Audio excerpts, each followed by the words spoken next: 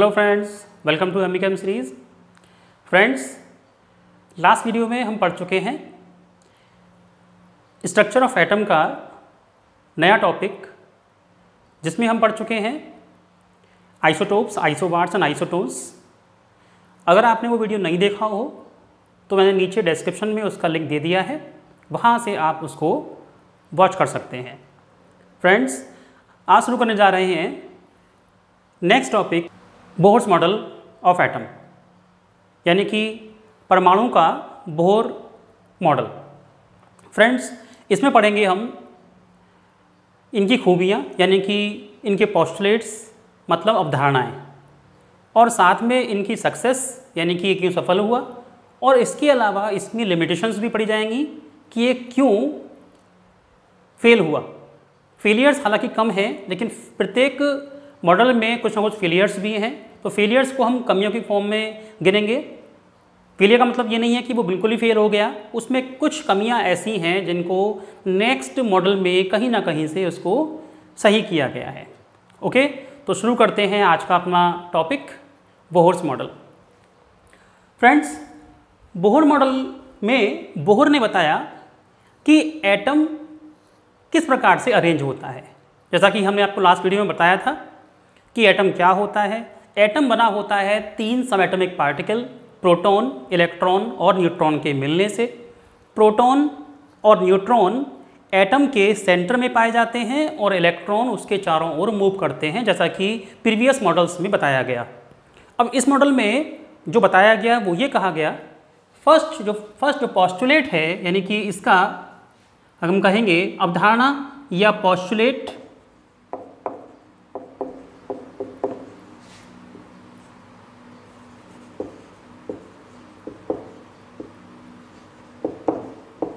अवधारणाएं, यानी कि पोस्टुलेट। फर्स्ट जो पोस्टुलेट है वो ये है, बोहर ने बताया कि an atom consist nucleus that is small, heavy, positively charged in the center of the atom। मतलब एक एटम में जो न्यूक्लियस होता है वो एटम के सेंटर में फिक्स होता है, और ये स्मॉल, हैवी और पॉजिटिवली चार्ज होता है। And electron revolves around the nucleus. Electron nucleus के चारों ओर घूमते हैं। उन्होंने ये भी बताया, electron revolves around the nucleus at a fixed path, fixed circular path. क्या कहा उन्होंने? Fixed circular path, that is called orbit, that is called orbit. Fixed circular path, that is called orbit. Electrons proton की चारों ओर एक fixed गोलाकार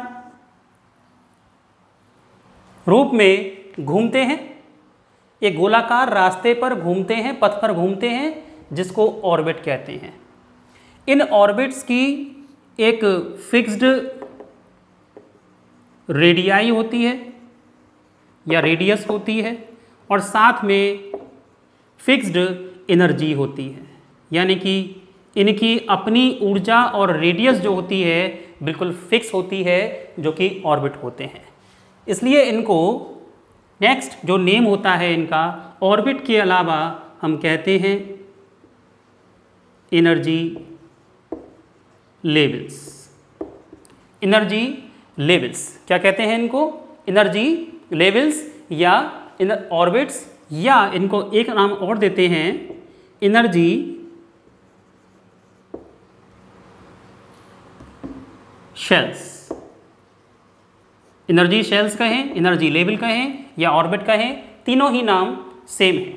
okay, इसी postulate में उन्होंने कहा कि इन एनर्जी लेवल्स का उन्होंने नेम दिया 1, 2, 3। इनको नंबरिंग करी इन्होंने 1, 2, 3, तो इनका क्या होगा? n equal to 1, 2, 3 and 4। इस टाइप से इन्होंने इसको नंबरिंग दी। इस नंबरिंग के अलावा इन्होंने इनको साइन भी दिया, जिसे कहते हैं K, फर्स्ट सेल को K, सेकंड सेल को L, थर्ड सेल को M एंड फोर्थ सेल को N, इस टाइप से आगे बढ़ती जाती है K, L, M, N, O etcetera.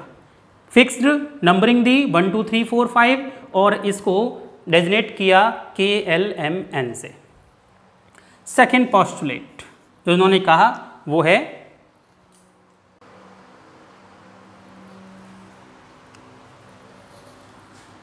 Second point जो कहा इन्होंने वो कहा energy of electron in orbit does not change with time. यानी कि इसका मतलब क्या हुआ, इन्होंने कहा कि किसी भी ऑर्बिट में एक पर्टिकुलर इलेक्ट्रॉन की एनर्जी समय के साथ बदलती नहीं है। इसका मतलब ये हुआ कि कोई भी इलेक्ट्रॉन एनर्जी को ना तो लूज करता है और ना ही इजीली गेन करता है। कोई भी इलेक्ट्रॉन जो कि एक फिक्स्ड ऑर्बिट में रिवॉल्व कर रहा है, घूम रहा है न्यूक्लियस के चारों ओर, वो ना तो एनर्जी गेन कर रहा है और ना ही लूज कर रहा है। इसका मतलब वो एटम न्यूक्लियस के चारों ओर वैसे ही घूमता रहेगा, ना तो कहीं और जाएगा ना कहीं रुकेगा, फिक्स वो मूव करता रहेगा। ओके, और इसीलिए क्योंकि इसकी एनर्जी फिक्स होती है सो it is called stationery state. Stationery state क्या बोलते हैं इसको? Stationery state. एक पर्टिकुलर ऑर्बिट में घूम रहा है तो ये फिक्स का मतलब ये स्टेशनरी स्टेट किसकी रहेगी? इलेक्ट्रॉन की, यानी कि फिक्स नहीं हुआ है, वो मूव कर रहा है लगातार लेकिन एनर्जी लूज नहीं कर रहा है ना गेन कर रहा है, इसलिए उसको हम कहेंगे स्टेशनरी स्टेट। और एक फिक्स्ड ऑर्बिट में घूम रहा है, एनर्जी इसकी लूज नहीं हो रही है। ये रहा इसका सेकंड पोस्टुलेट। इसको हम कहते हैं सेकंड केस में allowed energy state. It is called allowed energy state, क्योंकि वो इलेक्ट्रॉन ऑर्बिट में फिक्स स्टेट में घूम रहा है, कोई भी इलेक्ट्रॉन लूज नहीं कर रहा है ना गेन कर रहा है, सो it is called energy state and allowed energy state. लेकिन ये एनर्जी का मतलब ये नहीं होगा कि इलेक्ट्रॉन लूज करके कहीं और चला जाएगा। Okay, electron stationery state, fix नहीं होगा, मूव करता रहेगा उसी स्टेट में। नेक्स्ट आता है थर्ड टॉपिक, कोई भी इलेक्ट्रॉन उस ऑर्बिट में मूव करेगा जिसमें उसका एंगुलर मोमेंटम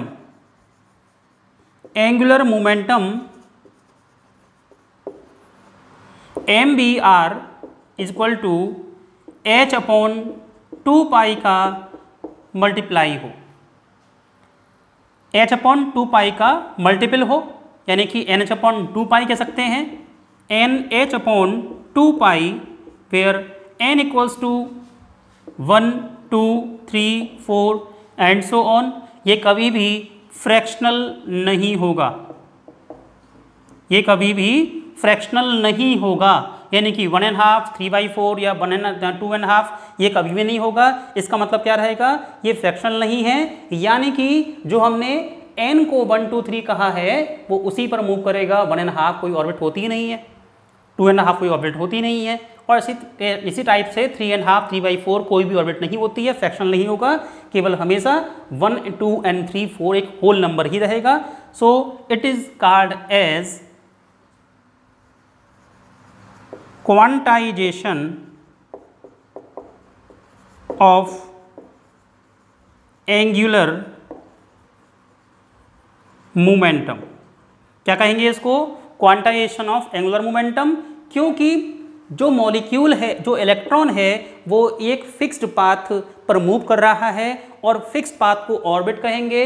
उस ऑर्बिट का एंगुलर मोमेंटम, उस ऑर्बिट में उस इलेक्ट्रॉन का angular momentum mvr equal to nh/2π होना चाहिए, तभी वो उस पर मूव करेगा।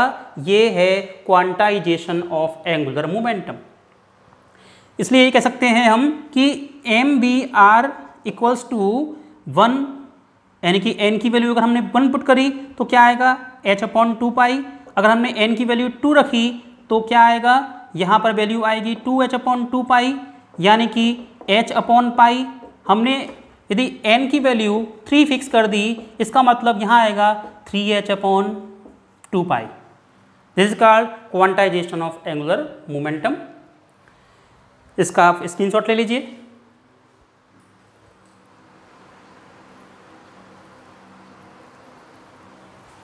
यहाँ पर जो h होता है उस h को कहते हैं प्लैंक्स कांस्टेंट। प्लैंक्स कांस्टेंट, और जो पाई है वो तो आप जानते ही हैं कि पाई क्या होता है 3.14, ठीक है, या 22/7। आगे बढ़ते हैं नेक्स्ट पोस्टुलेट की ओर।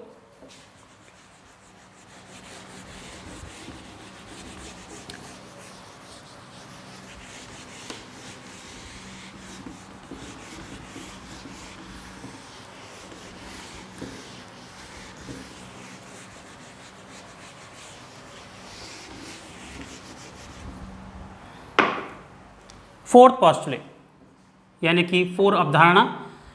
प्लैंक ने अपनी अगली अवधारणा में कहा कि कोई भी इलेक्ट्रॉन अपनी एनर्जी स्टेट से जंप तब तक नहीं करेगा जब तक कि वो एनर्जी गेन या लूज नहीं करता है। यदि इलेक्ट्रॉन गेन या लूज करेगा तो मानते हैं यदि उसका energy level, first energy level जैसे हम कहते हैं ग्राउंड स्टेट, ग्राउंड स्टेट वो इवन है, तो क्या होगा, इलेक्ट्रॉन जंप करा अपर एनर्जी लेवल में जबकि उसको एनर्जी दी जा रही है। यानी कि जब इलेक्ट्रॉन ने एनर्जी गेन की, इलेक्ट्रॉन ने एनर्जी गेन की तो क्या हो जाएगा, इसकी एनर्जी हाई हो जाएगी और वो अपने लोअर एनर्जी लेवल से अपर एनर्जी लेवल, या जैसे कहेंगे हम एक्साइटेड स्टेट, यहाँ जंप करेगा तो ये डिफरेंस आएगा वो क्या होगा, delta E = E2 - E1। Difference जो होगा वो क्या होगा, delta E = E2 - E1, E2 - E1। Okay, तो ये क्या होगा, अगर एनर्जी उसने गेन की है सो it is called absorbed energy, absorbed energy. Suppose यही केस अपोजिट हो जाए, यदि वो इलेक्ट्रॉन एनर्जी को लूज करे सो it is called released energy, released energy.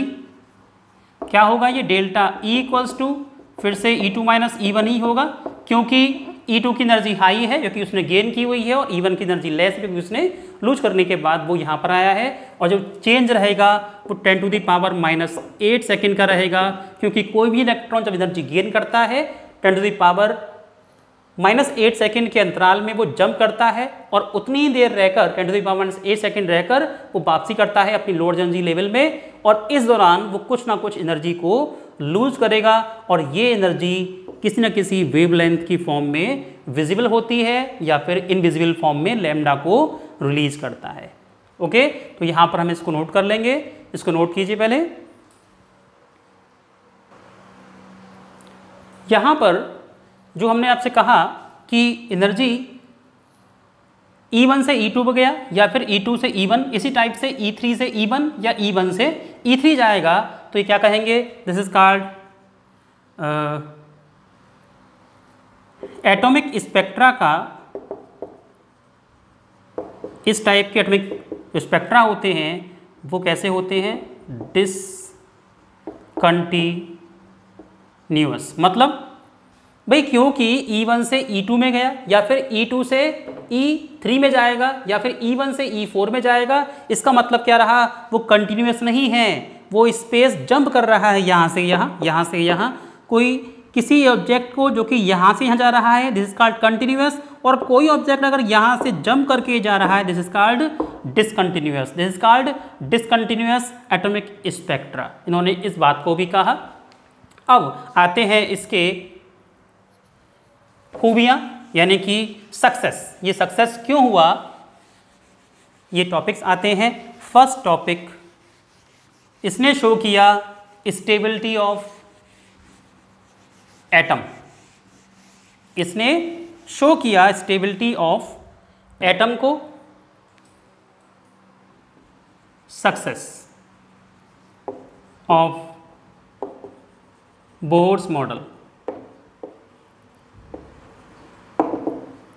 First उन्होंने कहा, बताया कि स्टेबिलिटी ऑफ एटम कैसे होती है, आपको बताया गया अभी।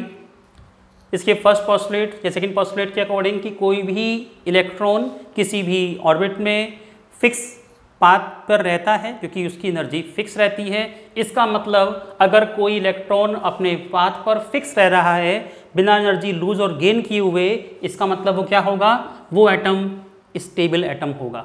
तो ये इसकी फर्स्ट सक्सेस है। सेकंड पॉइंट आता है यहाँ पर spectra, spectrum of hydrogen. Hydrogen atom के स्पेक्ट्रा को इसने सक्सेसफुली एक्सप्लेन किया। अगर हम देखें इस पोस्टुलेट का फोर्थ पोस्टुलेट, इस मॉडल का अगर हम फोर्थ पोस्टुलेट को हम देखें तो उन्होंने कहा कि कोई भी इलेक्ट्रॉन E1 लेवल से E2 लेवल पर जंप करता है जबकि उसको कोई एनर्जी दी या ली जाती है, तो यहाँ पर जो एनर्जी चेंज आएगा वो डेल्टा E आएगा। और डेल्टा E जो होता है वो इक्वल होता है E2 माइनस E1 के। E2 माइनस E1 जो होगा वो अगर हम देखें किसी फोटोन की एनर्जी को क्या आता है, h न्यू के इक्वल। तो हम ये भी कह सकते हैं that h nu equal to E2 minus E1 या डेल्टा E, कुछ भी कह सकते हैं, वो हमने यहाँ छोड़ दिया। E2 minus E1 equal to h nu, और we can say that nu equal to E2 minus E1 upon h, as we know that nu equal to C upon lambda. So C upon lambda, so C upon lambda equal to E2 minus E1 upon h, so we can say that lambda equal to CH upon on E2 minus E1। तो ये क्या रहा, difference between E2 minus E1। ऐसे ही अगर हम change करें, second method देख लें कि कोई ऑर्बिट हम चेंज करें,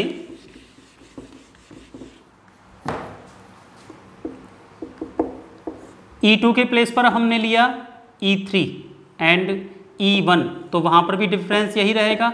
इसे E1 कहा, इसे E2 कहा, तो डेल्टा E जो डिफरेंस आएगा इक्वल्स टू आएगा E3 माइनस E1 के, और ये होगा h न्यू डैश के। ओके, तो we can say that lambda dash equal to CH upon E3 minus E1, just like as we can say that lambda double dash equal to CH upon E4 minus E1, just like as lambda triple dash equal to CH on E5 minus E1। तो ये सारे जो रहेंगे एक fixed lambda रहा, यानी कि अगर कोई भी इलेक्ट्रॉन जंप कर रहा है अप टू डाउन या डाउन टू अप किसी भी एनर्जी लेवल से ग्राउंड स्टेट से एक्साइटेड स्टेट या एक्साइटेड स्टेट से ग्राउंड स्टेट में, तो उसका जो डिफरेंस आएगा, एनर्जी डिफरेंस, वो इक्वल होगा किसी वेवलेंथ के, और ये किसी ना किसी डेफिनेट वेवलेंथ यानी कि लैम्डा शो करेगा। यही है स्पेक्ट्रा। जब कोई इलेक्ट्रॉन एनर्जी लूज और गेन करके एनर्जी लेवल को चेंज करता है, तो जो एनर्जी लूज करता है वो एनर्जी किसी न किसी डिफरेंट वेवलेंथ की होती है या फिर डेफिनेट वेवलेंथ की होती है, और यही वेवलेंथ को एक्सप्लेन करना या शो करना या इमिट करना कहलाता है स्पेक्ट्रा ऑफ एटम। तो ये इन दोनों पोस्टुलेट को यहाँ पर क्लियर करता है। यहाँ पर ये पोस्टुलेट्स के क्लियर होते हैं। अब आगे बढ़ते हैं, पहले इसका आप स्क्रीनशॉट ले लीजिए।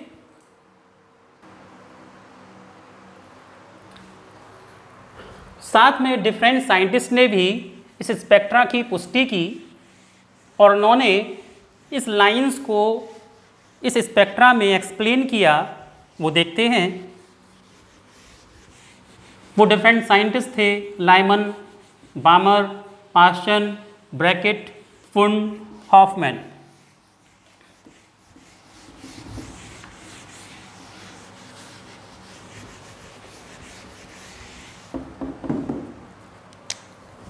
फर्स्ट आता है लाइमन सीरीज।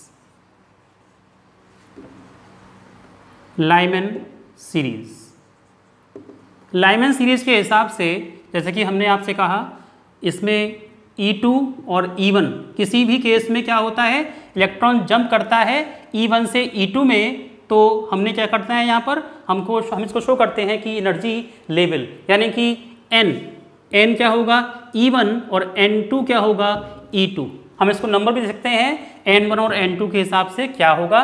तो लाइमन सीरीज में जो N1 होता है वो 1 होता है और N2 होता है वो 2, 3, 4, 5 एंड सो ऑन होगा।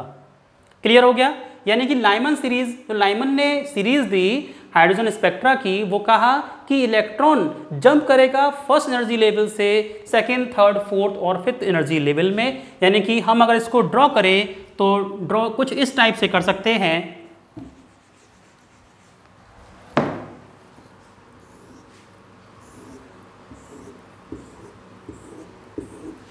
ये n equal to 1, n equal to 2, n equal to 3, n equal to 4, n equal to 5, n equal to 6। हम इसको ये भी कह सकते हैं कि ये E1 है, this one is E2, E3, E4, E5 and E6 and so on. तो लाइमन सीरीज के अकॉर्डिंग जो इलेक्ट्रॉन जंप करेगा वो लोअर या अप टू डाउन या डाउन टू अप हो सकता है। यानी कि जो इनिशियल या ग्राउंड स्टेट होगी वो क्या होगी इसके लिए 1, यानी कि this is called ground state and this is called excited state. Okay, तो लाइमन सीरीज के लिए जो इलेक्ट्रॉन जंप करेगा वो क्या करेगा, फर्स्ट सेकंड से फर्स्ट की ओर, थर्ड से फर्स्ट की ओर, फोर्थ से फर्स्ट, फिफ्थ से फर्स्ट या सिक्स से फर्स्ट की ओर जंप करेगा। और यहां पर इस टाइप से इसको कहेंगे लाइमन सीरीज। सेकेंड आता है बामर सीरीज।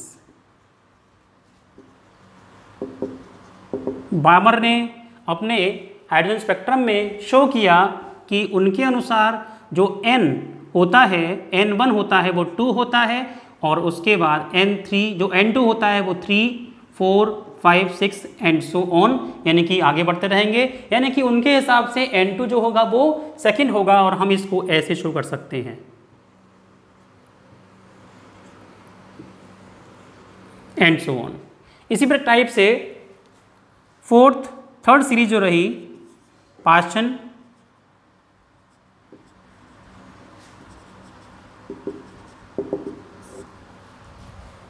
उनके अनुसार क्या रहा, अब जो ग्राउंड स्टेट रही वो रही थर्ड और बाकी स्टेट 4, 5, 6, 7 एंड सो ऑन।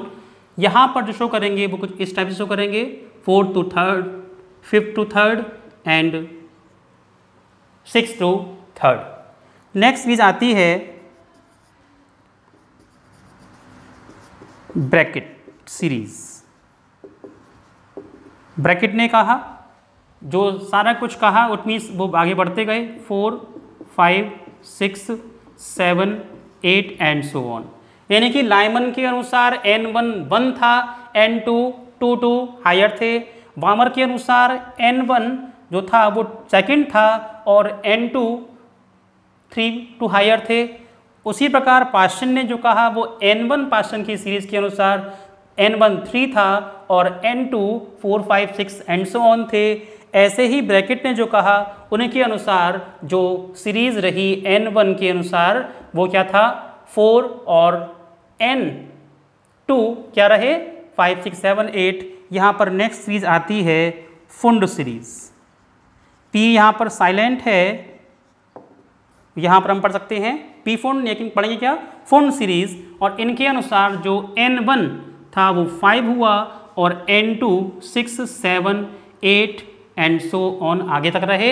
यहाँ पर जगह नहीं है इसलिए बना नहीं पा रहे हैं, इसको समझ लीजिए कि इस तरीके से ये आगे और रहेगा तो हम इसको कुछ इस टाइप से शो करेंगे। ओके, यानी कि कुछ इस टाइप से N6 से और N7 से। तो लाइमन बामर पास्चर एक बार फिर देखते हैं। इसके लिए N1 जो रहेगा वो 1 रहेगा, N2 2 और मोर देन 2। यहाँ पर N1 रहेगा वो रहेगा 2 और N3 रहेगा, N2 रहेगा 3 4 5 एंड सो ऑन। ऐसे ही यहाँ पर N1 रहेगा 3, यहाँ पर N2 इसके आगे 4 5 6 7 8। ऐसे ही यहाँ पर N1 रहेगा 4, यहाँ पर N1 रहेगा 5 और ब्रैकेट सीरीज में N1 रहेगा N4, N2 रहेगा 5 6 7 8 एंड सो ऑन और फुल सीरीज में N1 5 होगा और N2 6 ऑनवर्ड। ओके, तो यहाँ पर ये सीरीज रही। अब इसमें लाइमन बामर पास्चर ब्रैकेट फंड जो आते हैं वो कुछ एक कम्पिटिटिव पॉइंट ऑफ व्यू से आते हैं। पहले आप इसका स्क्रीनशॉट ले लीजिए। थर्ड जो बोहर मॉडल की सक्सेस रहा वो रहा calculating of energy of electron in a particular orbit. यानी कि इसकी हेल्प से हम किसी भी पर्टिकुलर इलेक्ट्रॉन की जो कि एक पर्टिकुलर ऑर्बिट में है उसकी एनर्जी कैलकुलेट कर सकते हैं। इसका फार्मूला होता है E = -2 pi square me² upon n² into h²। इसको लर्न करना है, इसकी कैलकुलेशन आपके सिलेबस में नहीं है और इसकी वैल्यू जो होती है वो होती है -2.18 ऑन n² एंड इसकी यूनिट जूल पर एटम, या हम कह सकते हैं -13.595 ऑन n² इलेक्ट्रॉन वोल्ट पर एटम, या कह सकते हैं -1312 ऑन n² किलो जूल पर मोल। ये 3 इसके यूनिट हैं। हम इसकी हेल्प से किसी पर्टिकुलर इलेक्ट्रॉन की एनर्जी को किसी पर्टिकुलर ऑर्बिट में प्रेजेंट किसी इलेक्ट्रॉन की एनर्जी को ईजिली कैलकुलेट कर सकते हैं। आपको केवल ये लर्न करना है, मेमोराइज करना है, इसका कैलकुलेशन नहीं आता है। Now a curious question comes to our mind. What is the question? Sir ये नेगेटिव चार्ज क्या कर रहा है यहाँ पर? सर ये नेगेटिव चार्ज यहाँ पर आखिर क्या कर रहा है? सॉरी, एक थोड़ी सी मिस्टेक है, यहाँ पर 4 आएगा। ओके, कि नेगेटिव चार्ज क्या है? नेगेटिव चार्ज ये शो करता है कि एक फ्री इलेक्ट्रॉन जो कि यहाँ कहीं पर भी स्टेट करता है, इस इलेक्ट्रॉन की एक फ्री इलेक्ट्रॉन और एक इलेक्ट्रॉन इन ऑर्बिट, इसमें डिफरेंस को शो करता है ये नेगेटिव साइन। जैसा कि जानते हैं कि एक फ्री इलेक्ट्रॉन की एनर्जी नॉर्मली जितनी ज़्यादा होगी, एक इलेक्ट्रॉन जो कि ऑर्बिट में है, जो कि न्यूक्लियस से अट्रैक्शन फोर्स से बना हुआ है, उसकी एनर्जी शो करेगी कि फ्री इलेक्ट्रॉन से इलेक्ट्रॉन इन ऑर्बिट की एनर्जी इतनी कम होगी। यानी कि अगर हम कहें एनर्जी ऑफ फ्री इलेक्ट्रॉन तो क्या होगी? वो ज़्यादा होगी इलेक्ट्रॉन इन पर्टिकुलर ऑर्बिट से। यही शो करता है नेगेटिव साइन को। इसके अलावा और यहाँ पर भी कुछ और नहीं है, बस इतना मतलब क्या है कि इसकी एनर्जी इससे इतनी ज़्यादा है। ओके, ऐसे ही आगे बढ़ते हैं रेडियस के बारे में। पहले आप इसको नोट कर लीजिए। रेडियस ऑफ ऑर्बिट, ये क्या आएगा? R = 0.529 एंगस्ट्रॉम या 52.9 pm, और साथ में यहाँ पर लिखेंगे हम n²। किसी भी ऑर्बिट की हमें अगर रेडियस निकालनी है इसकी हेल्प से, तो ये इसका 4th सक्सेस है बोहर मॉडल की। कैसे निकालेंगे? अगर हमें निकालना हो किसी भी R1 के लिए तो क्या रहेगा, R1 यानी कि फर्स्ट ऑर्बिट के लिए वेयर n इक्वल टू 1, तो क्या रहेगा n स्क्वायर इंटू 0.529 एंगस्ट्रॉम, तो 1 square into 0.529 it means 0.529 angstrom energy रहेगी किसी भी फर्स्ट ऑर्बिट के लिए। At the same r equal to 2, n equal to 2 हो जाएगा, तो क्या आएगा 2 square into 0.529 multiply 4 to power 4 2 into 0.529, यानी कि कितना आएगा यहाँ पर अप्रॉक्सीमेटली 4 9 ज़ा 36 कैरी 3, 4 2 ज़ा 8 प्लस 3 11 कैरी 1 एंड 4 5 ज़ा 20, तो यहाँ पर क्या आएगा 20 प्लस 1 यानी कि 2.116 एंगस्ट्रॉम। और इस टाइप से हम R3 R4 की एनर्जी को भी इजीली काउंट कर सकते हैं इसकी हेल्प से। ओके, इसका स्क्रीनशॉट ले लीजिए आप। यहाँ पर एक टॉपिक फिर से आता है, जैसे कि हमने पढ़ा रेडियस और एनर्जी को, जो कि डिपेंड करते हैं उसकी n वैल्यू पर, क्योंकि सब्सटेंस यानी कि इलेक्ट्रॉन की n वैल्यू पर अगर कोई चीज़ डिपेंड कर रही है, इसका मतलब हम कह सकते हैं कि टॉपिक जो आता है 4 टॉपिक में ही क्वांटाइजेशन ऑफ एनर्जी, ये क्या होगा क्वांटाइजेशन ऑफ एनर्जी। जैसे आपसे कहा था प्रीवियस टॉपिक में, जो कि 3rd टॉपिक था, पोस्टुलेट था बोर मॉडल का, क्वांटाइजेशन ऑफ एंगुलर मोमेंटम, क्योंकि वहाँ पर क्वांटाइजेशन के केस में यानी कि क्या मतलब होता है कि कोई भी टॉपिक या कोई भी पर्टिकुलर थिंग डिपेंड कर रही है किसी नंबर पर, इंटीजर पर, दैट इज कॉल्ड क्वांटाइजेशन। क्योंकि हम यहाँ पर डिपेंड कर रहे हैं किस पर, n वैल्यू पर। n वैल्यू क्या है, फिक्स वैल्यू है 1 2 3, that is the energy shell या ऑर्बिट नंबर। तो यहाँ पर इलेक्ट्रॉन जंप कर रहा है 1 से 2 में, 2 से 3 में, जो कि क्या है डिसकंटिन्यूअस। और कोई भी चीज़ जब स्टेप बाय स्टेप हो रही है, कंटिन्यूस नहीं हो रही है, this topic is called quantization of energy. समझ सकते हैं हम इसको लैडर की हेल्प से। कोई सीढ़ी है तो इस सीढ़ी के ये स्टेप हैं 1 2 3 4। अगर हमें यहाँ पर चढ़ना है, यहाँ पर हमें चढ़ना है 1 to 5 से, तो क्या करेंगे, अपने पैर को यहाँ रखेंगे फर्स्ट पर, फिर सेकंड पर रखेंगे, फिर थर्ड पर रखेंगे, फिर फोर्थ पर और देन फिफ्थ पर। ऐसा पॉसिबल तभी है जबकि हम फर्स्ट सेकंड थर्ड और फोर्थ या फिफ्थ पर रखते हैं, तभी हम ऊपर चढ़ पाएंगे। सपोज हमने पैर रखा फर्स्ट और सेकंड के बीच में, तो क्या होगा, हम गिर जाएंगे। तो क्या रहेगा, डिसकंटिन्यूअस, यानी कि फर्स्ट से सेकंड पर ही आना है, बीच में यहाँ पर कोई भी स्लैब नहीं है कि हम डायरेक्ट यहाँ पर चढ़ जाएं। हम फर्स्ट से सेकंड, सेकंड से थर्ड, थर्ड से फोर्थ, फोर्थ से फिफ्थ पर ही जाएंगे। बीच में 1.5 कोई सीढ़ी नहीं है, यहाँ पर कोई सीढ़ी नहीं है, कोई भी सीढ़ी यहाँ पर हाफ पर नहीं है। That is called quantization of energy, जो कि हम एक लैडर की हेल्प से इजीली समझ सकते हैं। नाउ अब आते हैं इसका फेलियर। फेलियर कौन कौन से रहे, फेलियर इसके सक्सेस में ही छुपे हुए हैं। अगर हम देखें तो फर्स्ट टॉपिक हमने आपसे कहा था कि इसने एटॉमिक स्पेक्ट्रा ऑफ हाइड्रोजन को एक्सप्लेन किया।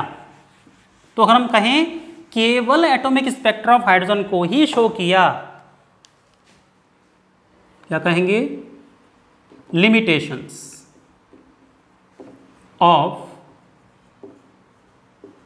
बोहर्स मॉडल या कमियां।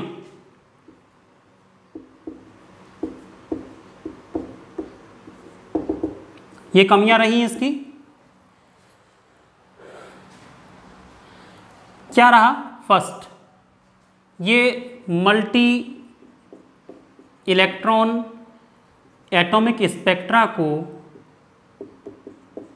एक्सप्लेन करने में नाकाम रहे, ये इसको प्रूफ नहीं कर पाए। मल्टीपल इलेक्ट्रॉन एटॉमिक स्पेक्ट्रा को ये एक्सप्लेन नहीं कर सके, क्योंकि इन्होंने केवल दिया है हाइड्रोजन एटॉमिक स्पेक्ट्रा। केवल इसको ही एक्सप्लेन कर पाए, इसको एक्सप्लेन नहीं किया, इसका मतलब ये इसकी फेलियर है। सेकंड जो फेलियर रही वो रहा ज़ीमन इफेक्ट, ये इसको भी एक्सप्लेन नहीं कर पाए। थर्ड रहा स्टैर्क इफेक्ट, ये क्या है समझते हैं दोनों को। ज़ीमन इफेक्ट को ये एक्सप्लेन नहीं कर पाया और ना ही स्टैर्क इफेक्ट को एक्सप्लेन कर पाया।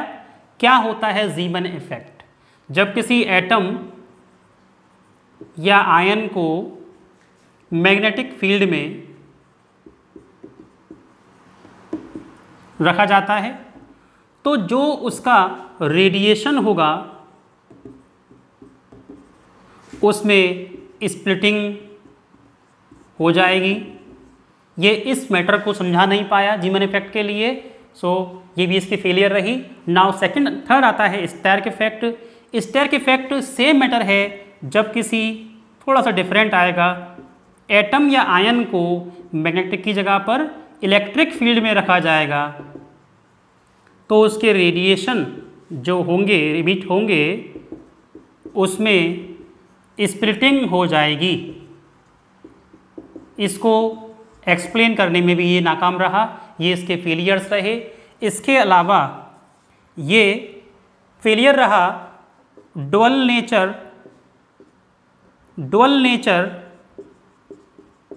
Of particle. सब्सटेंस जो है हमारा पार्टिकल, उसके डुअल नेचर, यानी कि कोई भी पार्टिकल दो नेचर शो करता है। कौन सा? एक तो शो करता है वेव नेचर और एक शो करता है पार्टिकल नेचर। तो पार्टिकल और वेव को मिलाकर बनता है डुअल नेचर। इसको एक्सप्लेन करने में ये असमर्थ रहा, तो ये इसके फेलियर्स रहे। आप इसको नोट कर सकते हैं, इसका स्क्रीनशॉट ले लीजिए। फ्रेंड्स आज के लिए इतना ही। फ्रेंड्स आपको अगर मेरा वीडियो अच्छा लगा हो तो प्लीज़ लाइक कीजिए, शेयर कीजिए और कमेंट कीजिए और अपने दोस्तों के बीच फिर से शेयर कीजिए। दोस्तों आज के लिए इतना ही। Thank you for watching video.